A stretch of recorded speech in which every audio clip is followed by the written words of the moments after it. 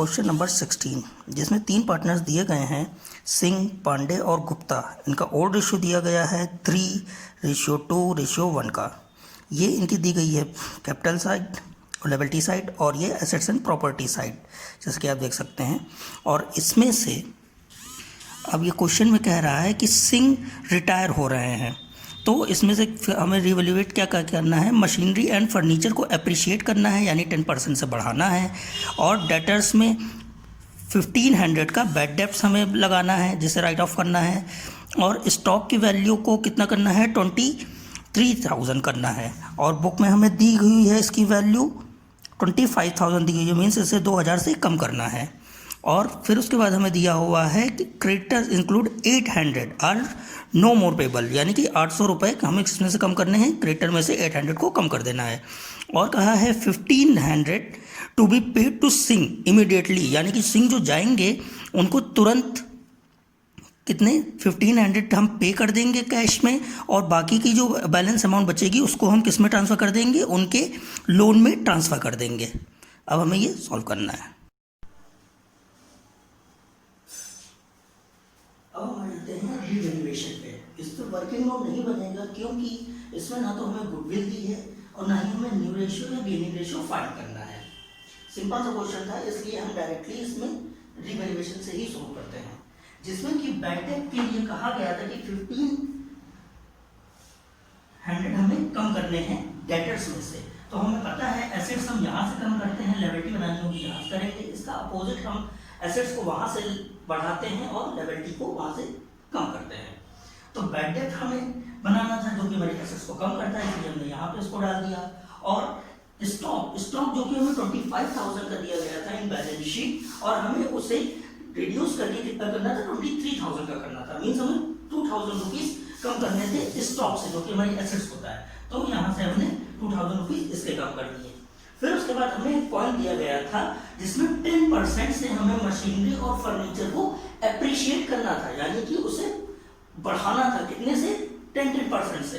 तो मशीनरी जो कि हमें 40,000 की दी गई थी, उसका हमने 10% यहाँ पे बढ़ा दिया, जो कि हो गया 4,000। और फर्नीचर जो कि हमें 20,000 का दिया गया था, उसका 10% हो जाता है 2,000, जो कि हम यहाँ से फर्नीचर को बढ़ा देंगे।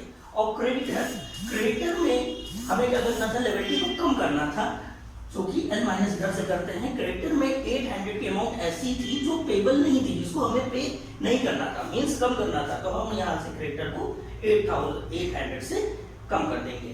फिर जब हम इसका टोटल करते हैं तो हमारे पास आ जाता है 6,800, और ये जब टोटल होता है तो ये हो जाता है 3,500। इसको जब हम लेस कर देते हैं तो हमारे पास प्रॉफिट निकल कर आ जाता है 3,300 का। 3,300 को हम क्या करते हैं, सिंह, पांडे और गुप्ता में उनके ओड रेशियो में, जो कि 3:1 का दिया गया था, उसमें हम डिवाइड कर देते हैं और तीनों का ये प्रॉफिट आ जाता है। और इन्हीं तीनों के प्रॉफिट को हम यहाँ पे डिवाइड कर देते हैं और हो जाता है ये आपका रिवैल्यूएशन कंप्लीट हो गया।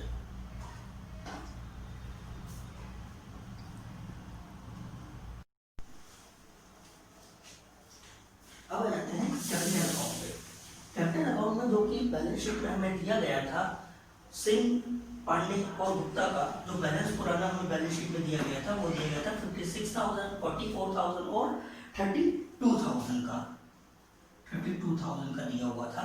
और रिवैल्यूएशन में हमें प्रॉफिट हुआ था जो कि कैपिटल को इंक्रीज करता है, तो उसको भी हम यहाँ पर ट्रांसफर कर देंगे, जिनका सिंह का था 1,650, पांडे का था 1,100 और गुप्ता का था 550 का।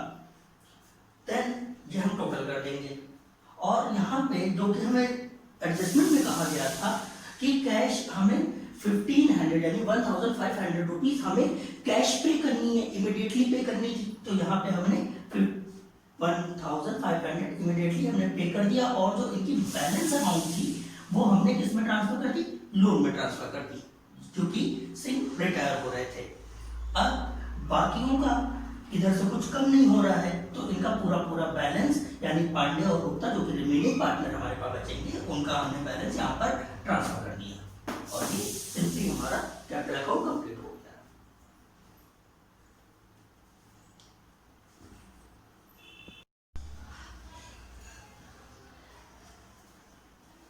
अब हम आ जाते हैं कैश अकाउंट पर। कैश अकाउंट में हमें बैलेंस कितना दिया गया था, जो कि 2000 की कैश दी गई थी इन बैलेंस शीट, और उसमें से हमें सिम को पेमेंट करनी थी, कितनी 1500 की पेमेंट करनी थी। तो 2000 में से हमने 1500 की पेमेंट कर दी और हमारे पास बैलेंस कितना बचेगा, 500 का बचेगा। देन अब आ जाते हैं बैलेंस शीट पर। बैलेंस शीट में हमें सब दिया गया था मशीनरी जो कि 40,000 की थी और उस पर हमें 10% इंक्रीज करना था। तो 40,000 का 10% हमने निकाला, हो गया 4,000, जो कि हमने रिवैल्यूएशन में किया था, उसी को हम इसमें प्लस कर देंगे, हमारी मशीनरी हो जाती है 44,000 की। देन उसके बाद आ जाती है फर्नीचर। फर्नीचर जो कि 20,000 था, उस पर भी हमें 10% इंक्रीज करना था, तो वो भी हम 10% इसमें इंक्रीज कर देंगे और टोटल हो जाता है 22,000 का। देन डेटर्स हमें 75,000 के दिए गए थे और हमसे कहा गया था कि 1,500 का उसमें बैड डेट क्रिएट करना है। तो इस डेटर्स की अमाउंट में से बैड डेट को हम लेस कर देंगे 1,500, तो हमारे पास आ जाता है 73,500 रुपीज। देन स्टॉक जो कि हमें दिया गया था 25,000 का इन बैलेंस शीट, और हमें उसको रिवैल्यूएट करके कितना करना था, 23,000 का करना था। तो मीन्स हमें इसमें से 2,000 रुपीज कम करने थे, तो हमने 2,000 रुपीज इसमें से कम कर दिए और स्टॉक की वैल्यू हो गई 23,000 हो गई। कैश जो कि हमने यहाँ पे बैलेंस निकाला था, वही बैलेंस हम यहाँ पर ट्रांसफर कर देंगे। अब आ जाते हैं हम लिएबिलिटी साइड पे। लिएबिलिटी साइड में आ जाती है कैपिटल अकाउंट। हमारे रिमेनिंग पार्टनर कौन कौन थे, पांडे जी और गुप्ता, ये दो लोग थे। पांडे का जो हमने कैपिटल अकाउंट में बैलेंस फाइंड किया था 45,100 का, और गुप्ता का फाइंड किया था 32,550 का। इसी को हम प्लस कर देंगे तो हमारे पास टोटल कैपिटल बन जाती है 77,650 की। फिर उसके बाद आ जाते हैं सिम्स लोन। जो हमने सिम का लोन निकाला था उसमें से हमने 1,500 रुपीज तो उनको इमीडिएटली पे कर दिए थे, और रिमेनिंग जो बैलेंस था वो हमने लोन में ट्रांसफर कर दिया था। कितना हमने ट्रांसफर किया था, 56,150 रुपीज ट्रांसफर किए थे। क्रेडिटर कितने के थे, 60,000 के थे, लेकिन उसमें से 800 की अमाउंट ऐसी थी जो पेबल नहीं थी, तो हमें क्या करना था, क्रेडिटर को 800 से कम करना था। तो हम इसमें से जब इसको लेस कर देंगे तो हमारे पास क्रेडिटर आ जाते हैं 59,200 के, और दोनों साइडों पर हम जब बैलेंस करेंगे तो हमारे पास बैलेंस आ जाता है 1,93,000। मीन दोनों साइड हमारी इक्वल हो गई और हमारा ये क्वेश्चन कंप्लीट हो गया।